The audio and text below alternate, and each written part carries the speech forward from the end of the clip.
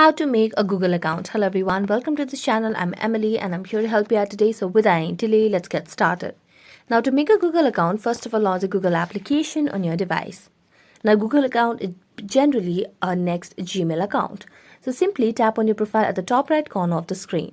Here, tap on this arrow down button beside your profile over here and then select on add another account. So as you tap on add another account over here, it will take you to a new page. So just tap on Google. So as you tap on Google, it will start checking the information and all you need to do is just check in with your pattern or the passcode that you have. And as you do that, it will take you to a new page where you can create your account over here. So you can just tap on create account and here tap on for my personal use. Mention your first and last name over here. So let me just start with any random name and then tap on next. And as you do that, you just have to give your basic information like your birthday and a gender.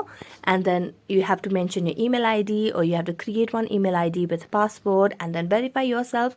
And that's how you can create or make a Google account over here. So that's it. Thank you so much for watching this video. See you next time.